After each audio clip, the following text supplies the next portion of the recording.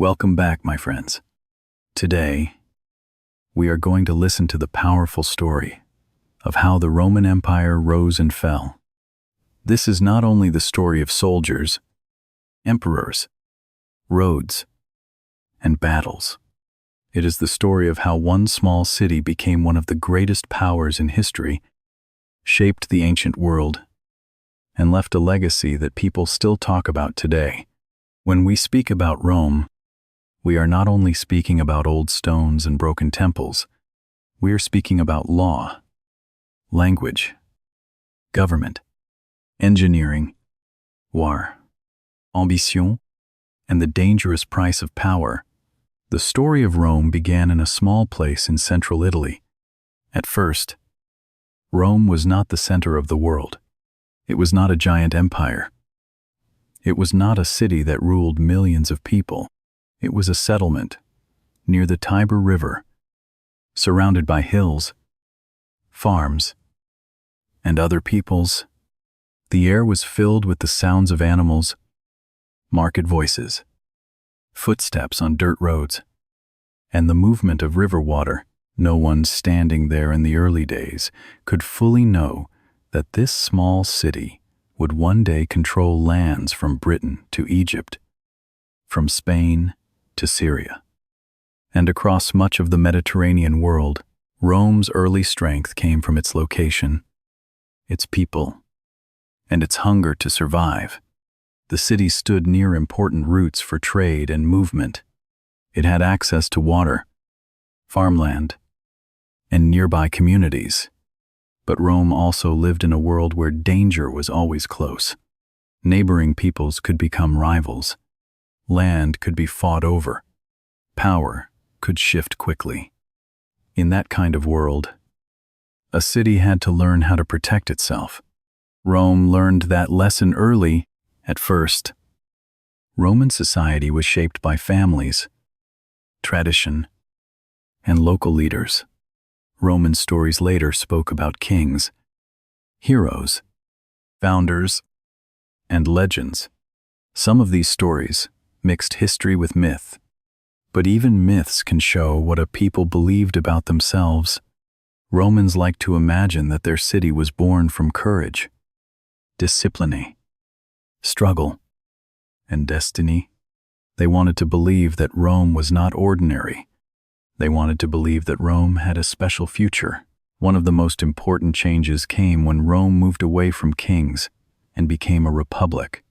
A republic means that power is not supposed to belong to one king alone.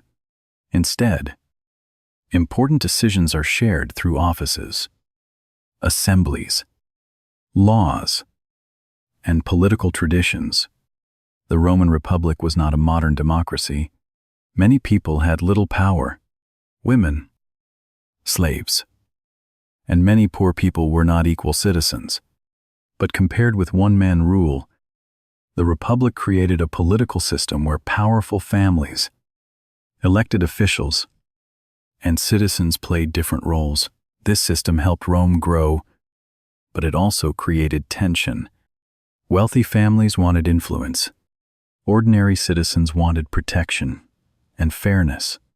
Soldiers wanted rewards. Leaders wanted honor. Politics in Rome could be serious, dramatic, and sometimes dangerous. People argued about land, debt, rights, war, and power. The Roman Republic was strong, but it was never perfectly calm. Under the surface, ambition was always moving. Rome became powerful because it learned how to fight, but also how to absorb. This was one of Rome's greatest strengths. When Rome defeated other communities in Italy, it did not always destroy them completely. Sometimes it made alliances, sometimes it gave certain rights, sometimes it allowed local people to become part of the Roman system. This helped Rome turn enemies into partners, and partners into soldiers. Over time, Rome did not remain just one city. It became the leader of a growing network. Roman soldiers became famous for discipline. They trained, marched, built camps, followed orders, and fought in organized formations. The sound of a Roman army on the move must have been powerful sandals and boots hitting the ground, metal armor shifting, commanders giving orders, shields knocking together, and thousands of men moving as one body. Rome did not win every battle. It made mistakes. It suffered defeats. But Rome had a terrifying ability to recover. Many enemies could win one battle against Rome. Very few could survive Rome's determination over many years. As Rome expanded across Italy, it came into conflict with Carthage, a powerful city in North Africa. Carthage was rich, skilled in trade, and strong at sea. The wars between Rome and Carthage became some of the most important conflicts in ancient history. These wars were not small border fights. They were struggles for control of the Western Mediterranean. The most famous Carthaginian general, Hannibal, crossed the Alps with his army and brought fear directly into Italy. For years, Rome faced one of the greatest military threats it had ever known, but Rome survived. That survival changed everything.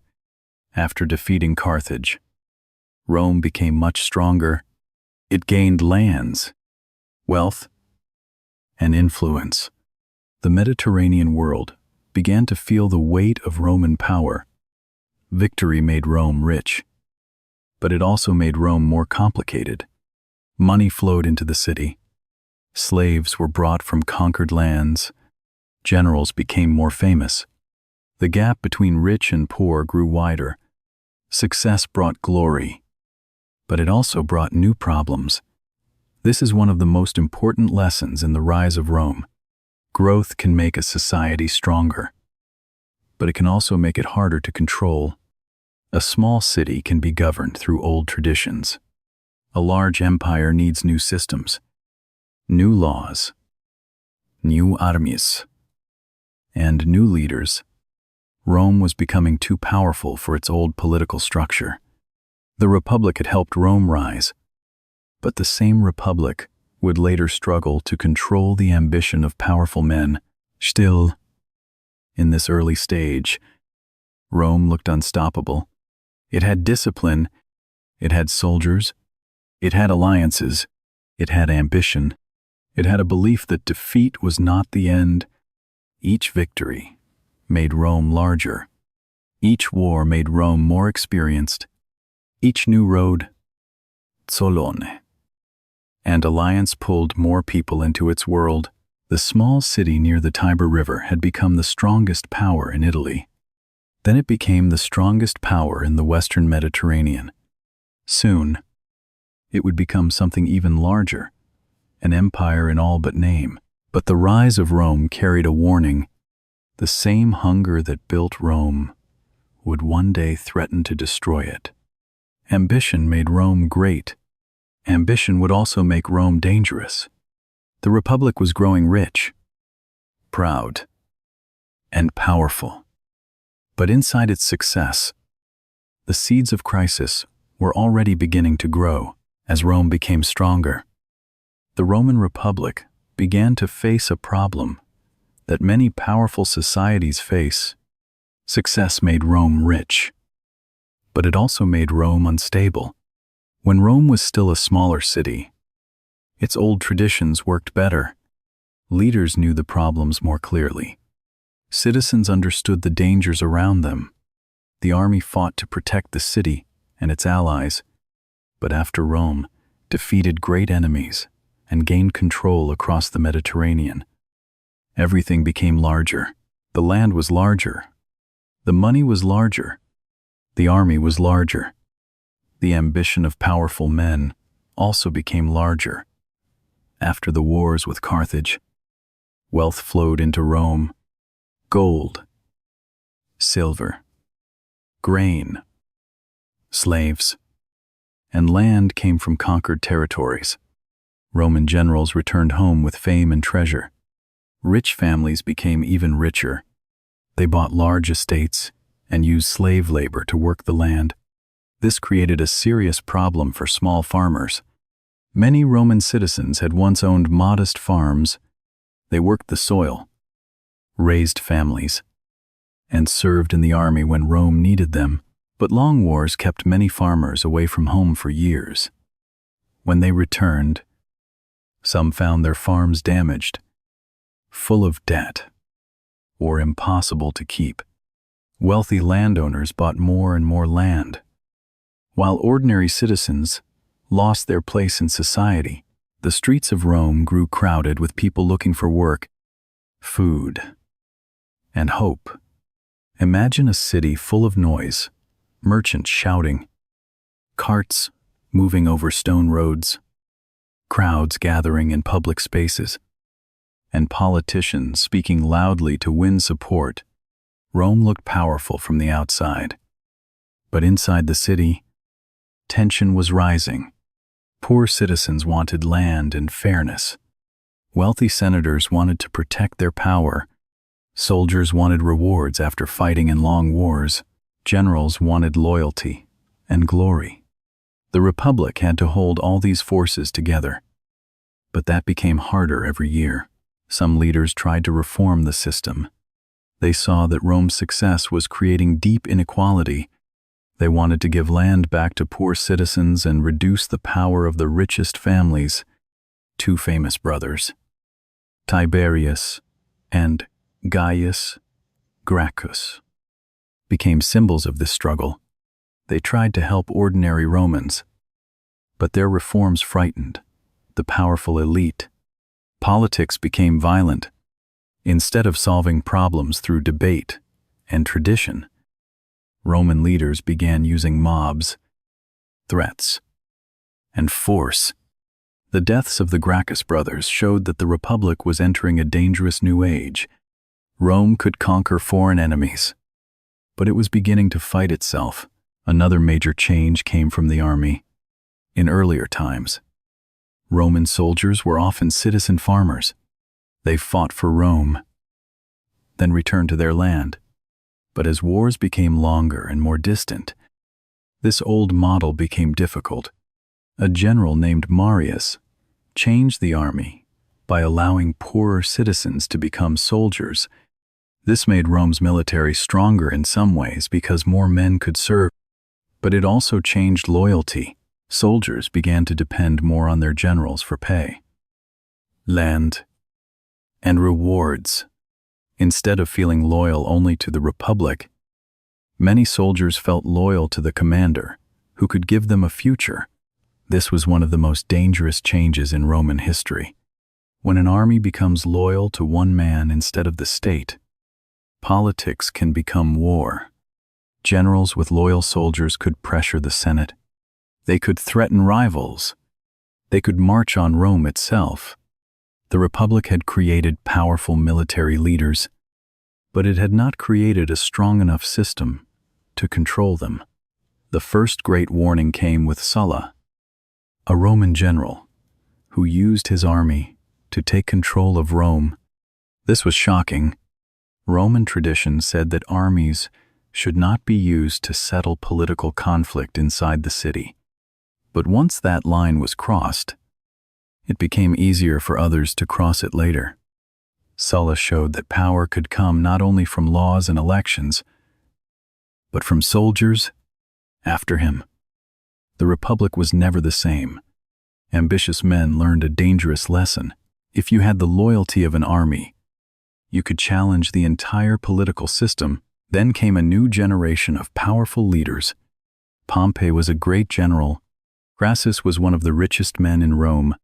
Julius Caesar was ambitious, intelligent, and extremely skilled at winning public support. These men formed a political alliance that helped them gain influence. But it also showed how weak the Republic had become. Power was no longer held safely by institutions. It was being divided between powerful individuals. Julius Caesar became one of the most important figures in Roman history. He built his reputation through military success, especially in Gaul. His campaigns brought him wealth, fame, and the loyalty of his soldiers. To many ordinary Romans, Caesar looked like a hero. He was bold, generous, and successful. To many senators, he looked like a threat. They feared that he wanted too much power. They feared he would destroy the republic and make himself king in everything but name. The conflict between Caesar and the Senate became impossible to avoid. When Caesar crossed the Rubicon River with his army, he made a decision that changed history. He was not only moving soldiers across water, he was crossing a political line. He was challenging the authority of the Republic. Civil war followed. Romans fought Romans. The empire that had defeated so many foreign enemies was now being torn apart by its own leaders. Caesar won the war and became the most powerful man in Rome. He introduced reforms and tried to reshape the state, but many senators believed he had become too powerful. In 44 BC, Caesar was assassinated by a group of conspirators who claimed they were saving the Republic. But killing Caesar did not save the Republic. It only created more chaos. More civil wars followed. More armies marched. More leaders fought for control. This is the second lesson in the story of Rome.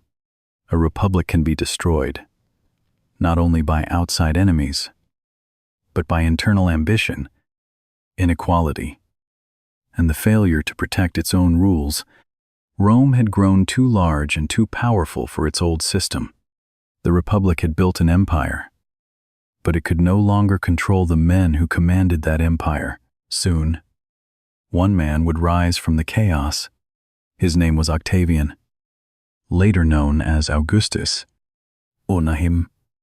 Rome would stop pretending that it was only a republic. It would become an empire.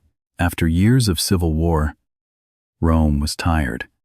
The city had seen too much blood, too much ambition, and too many powerful men fighting for control.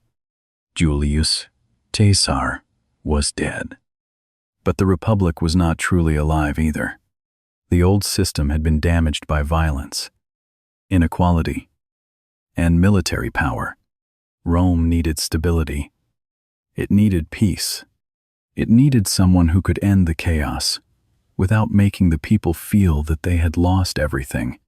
That person was Octavian, the adopted son and heir of Julius Caesar. Octavian was not the strongest-looking man in Roman politics. He was young, careful, and often underestimated. But he had something more important than physical strength. He had patience, intelligence, and political skill. He understood that Rome did not only need a ruler, it needed a story that people could accept. Romans hated the word king. Their history taught them to fear one-man rule, so Octavian had to become the most powerful man in Rome without making it look too much like monarchy. This was one of his greatest talents. After defeating his rivals, including Mark Antony and Cleopatra, Octavian became the clear master of the Roman world. But instead of calling himself king, he presented himself as the restorer of peace and order. The Senate gave him the title Augustus, a name that suggested dignity, honor, and almost sacred authority. From that moment, Rome entered a new age. The Republic still seemed to exist on the surface. There was still a Senate. There were still offices, ceremonies, and old traditions, but real power now belonged to Augustus. Rome had become an empire. Augustus understood something that many rulers forget. Power is not stable if people only fear it. Power becomes stronger when people believe it brings safety. After decades of war, many Romans wanted peace more than political purity. They wanted roads to be safe. They wanted trade to move. They wanted farms to recover. They wanted soldiers to stop fighting civil wars. Augustus gave them that. He created order, reorganized the army, improved administration, and helped begin a long period of relative peace, known as the Pax Romana, or Roman peace. The Pax Romana did not mean there was no violence anywhere. Rome still fought wars at the borders. Rebellions still happened. Power could still be harsh, but compared with the chaos of the late Republic, the empire, under Augustus, and later emperors, created a long period of stability across much of the Mediterranean world. Roads connected cities, ships carried goods across the sea, merchants moved olive oil, wine, grain, glass, metals, and luxury items. Messages traveled faster, armies guarded frontiers, Roman law and administration spread across many provinces. This was the golden age of Roman power. Imagine standing on a Roman road, hearing the sound of carts, horses, sandals, and soldiers moving across stone. These roads were more than paths. They were the veins of the empire. They connected distant lands to Rome. They allowed armies to move quickly, officials to travel, and trade to grow. Roman engineers built bridges, aqueducts, baths, amphitheaters, temples, and cities. Water flowed into urban centers through great stone structures. Public baths became places of social life. Amphitheaters filled with crowds. The empire was not only military power, it was a system of movement, construction, law, and daily routine. Rome became a city of astonishing scale. Its streets were crowded with senators, workers, slaves, merchants, soldiers, visitors, and people from across the empire. Different languages could be heard in public spaces. Different goods arrived from distant provinces.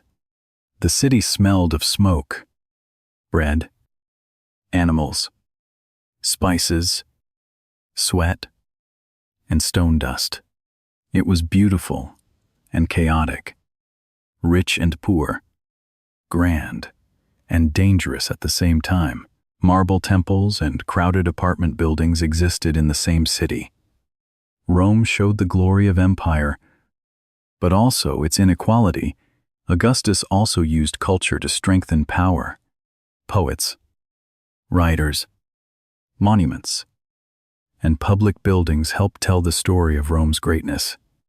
The empire wanted people to believe that Roman rule brought order to a dangerous world.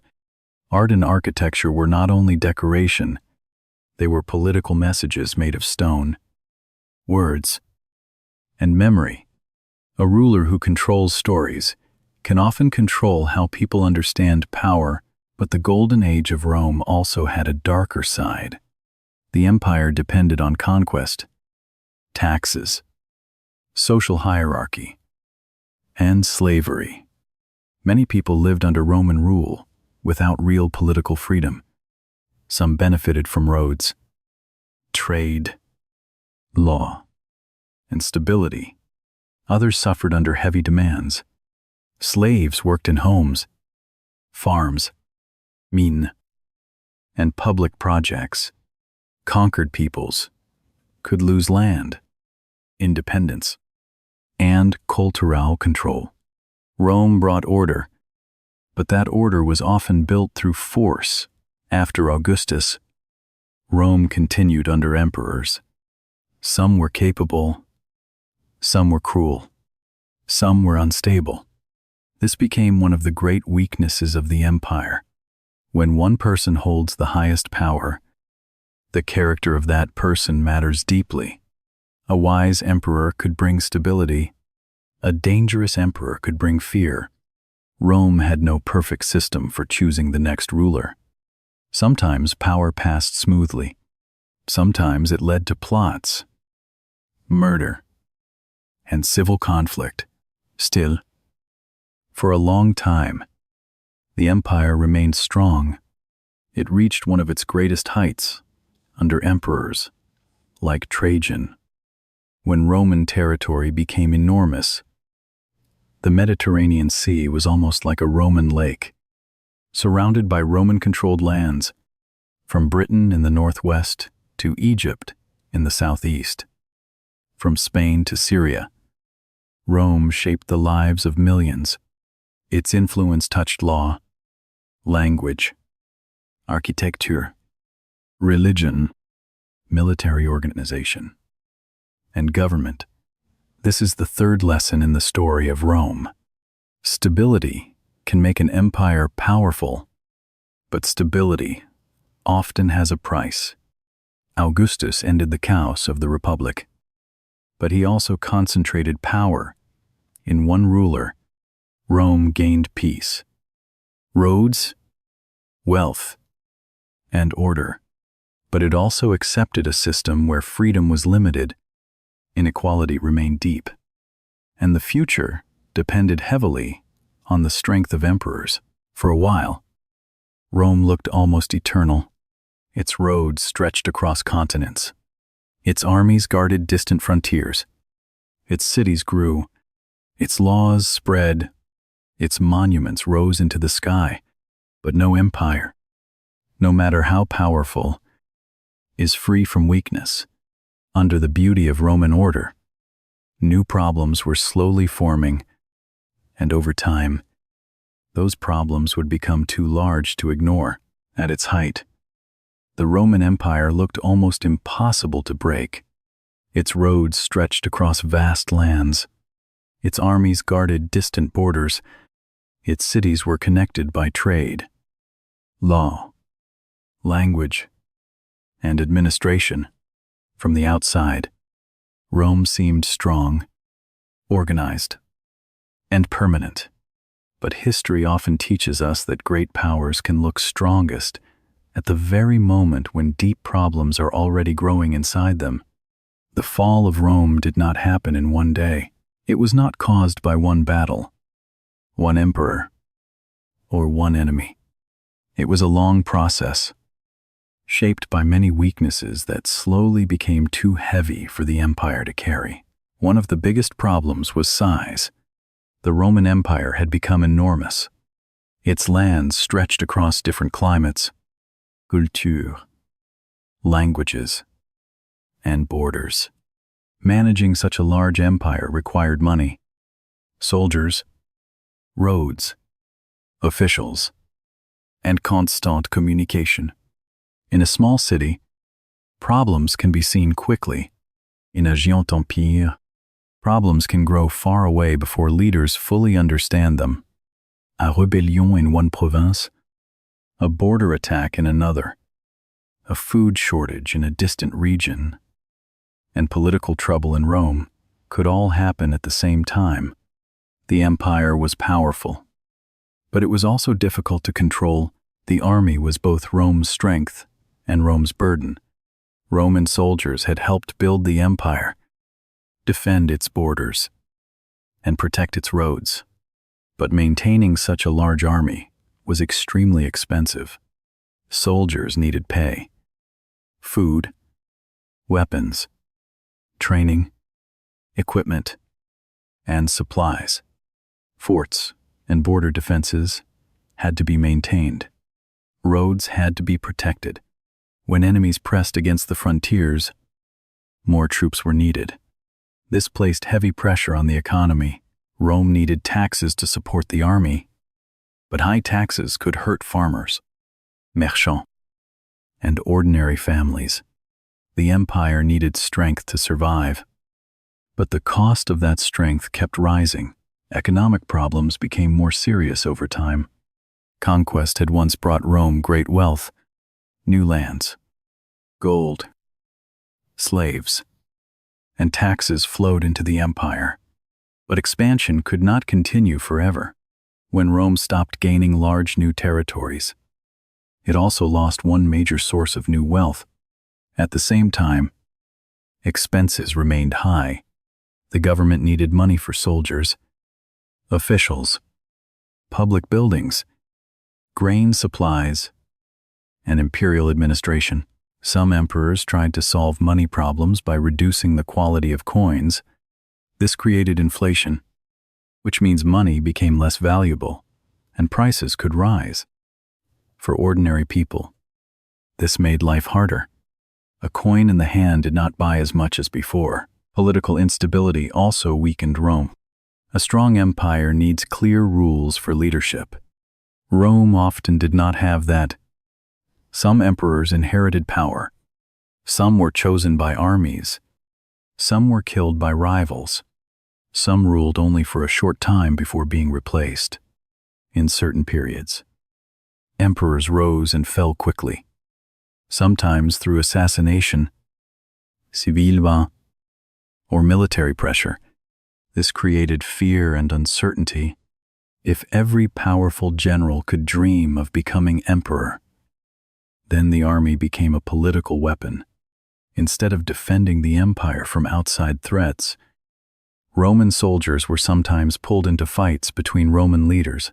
Civil wars were especially damaging. When Romans fought Romans, the empire lost money, soldiers, trust, and time. Cities suffered. Provinces were pressured. Armies that should have guarded the borders were used against other Roman armies. Each internal conflict made the empire weaker, even if one side eventually won. A victory in civil war did not truly heal the system. It often created new enemies and new fears. Another major challenge came from outside the borders. Various groups pressed against Roman territory, especially in Europe. Some were looking for land. Some were fleeing other pressures. Some wanted wealth. Some had long histories of conflict with Rome. The Roman Empire had always faced enemies. But over time, defending the frontiers became more difficult. The borders were long, and attacks could happen in many places. Rome sometimes made agreements with outside groups, allowing them to settle inside the empire in exchange for military service or loyalty. These arrangements could help in the short term, but they also showed that Rome no longer had the same control it once had. The empire also changed religiously and culturally. Christianity grew from a small movement into a major force across the Roman world. At first, Christians were sometimes persecuted. Later, Christianity became accepted and eventually favored by emperors. This transformation changed Roman identity. Some historians have argued that Christianity weakened old Roman traditions, while others believe it gave the empire a new moral and cultural structure. The truth is complex. Christianity alone did not cause Rome's fall, but it did show that Roman society was changing deeply.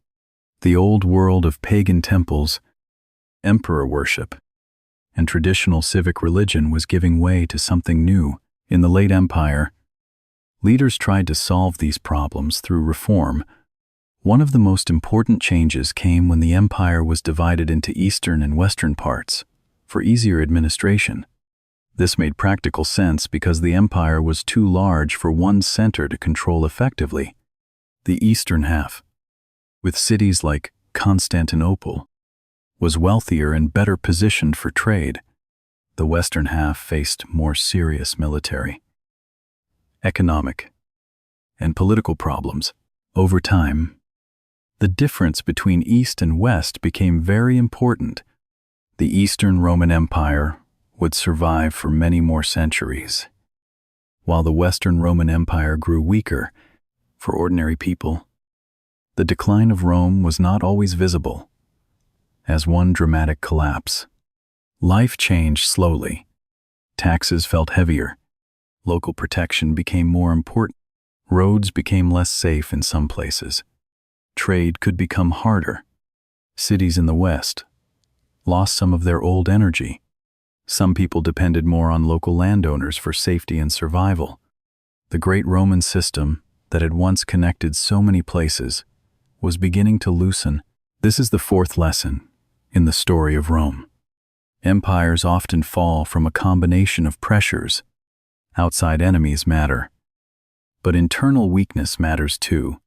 A society can survive attacks if its economy is strong, its politics are stable, and its people trust the system. But when money weakens, leaders fight each other. Armies become political. Borders become harder to defend. And ordinary people lose confidence. Even a great empire can begin to break apart. Rome had once turned discipline, ambition, and organization into power, but now the same empire was struggling under its own weight. It was still impressive. It was still famous. It still carried the memory of greatness. But the cracks were widening. Soon, the western half of the empire would face the final shocks that turned decline into collapse. The fall of Rome is one of the most famous stories in world history. But it is often misunderstood. Rome did not disappear in one night. There was no single moment when every road, city, law, and memory suddenly vanished. The fall of Rome was a long and painful process. It happened through years of pressure, weak leadership, economic trouble, military danger, and a changing world that the Western Empire could no longer fully control. By the time the final emperor in the West lost power, Rome had already been weakening for generations. One of the great shocks came in 410, when the Visigoths, led by Alaric, entered and sacked the city of Rome. For many people, this was almost impossible to believe. Rome was not only a city, it was a symbol. It was the heart of an empire that had once ruled much of the known world. Even when political power had shifted away from the city, Rome still carried enormous emotional weight. To hear that foreign warriors had entered Rome and taken wealth from the city felt like the breaking of an old world.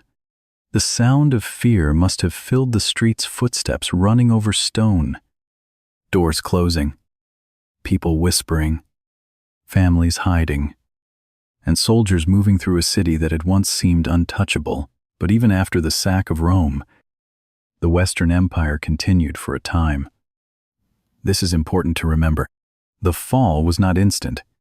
Roman officials still existed. Roman armies still fought. Roman traditions still continued in some places.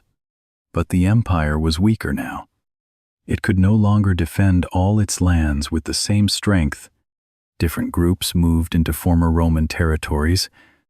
Some came as invaders. Some came as settlers. Some had already served inside the Roman military system. The borders between Roman and non-Roman power became less clear. Another major blow came from the Vandals, who crossed into North Africa and took control of important Roman lands. This was a serious loss because North Africa had provided grain and wealth to the Western Empire. When the West lost these resources, its economic problems grew worse.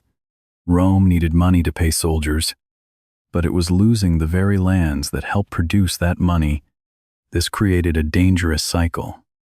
Less money meant weaker defense. Weaker defense meant more land could be lost. More lost land meant even less money. By the 5th century, the Western emperors were often weak figures controlled by powerful generals. Some emperors were young. Some ruled for only a short time. Real power often belonged to military leaders who commanded troops and made the important decisions. The old image of a strong Roman emperor ruling confidently over the world no longer matched reality in the West. The system had become fragile. Then, in 476, the traditional date for the fall of the Western Roman Empire arrived. A Germanic leader named Odoacer removed the young emperor Romulus Augustulus from power. This moment is often used as the symbolic end of ancient Rome in the West. But again, life did not simply stop. People still farmed. People still traded. People still spoke Latin in many places. Roman laws, roads, buildings, and customs did not vanish overnight. What ended was the old Western imperial government, the Eastern Roman Empire, centered in Constantinople, continued for almost 1,000 more years. Today, historians often call it the Byzantine Empire, but its people saw themselves as Romans. This means that the story of Rome did not truly end in 476. It changed form.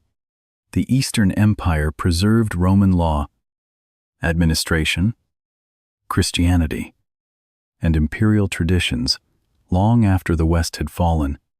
This is one reason Rome's legacy is so powerful. Even when one part collapsed, another part continued. The legacy of Rome is everywhere. Roman law influenced later legal systems. Roman ideas about citizenship, government, and public authority shaped political thought for centuries. The Latin language influenced many modern languages, including Italian, French, Spanish, Portuguese, and Romanian. Roman roads, arches, aqueducts, and buildings inspired later architecture and engineering. Even today, people visit Roman ruins and feel the size of its ambition. Broken columns and ancient stones still speak quietly about power, beauty, and time. Rome also left a warning. It shows that no empire is permanent. A society can be rich, organized, and feared, but still weaken from within. Military strength alone is not enough.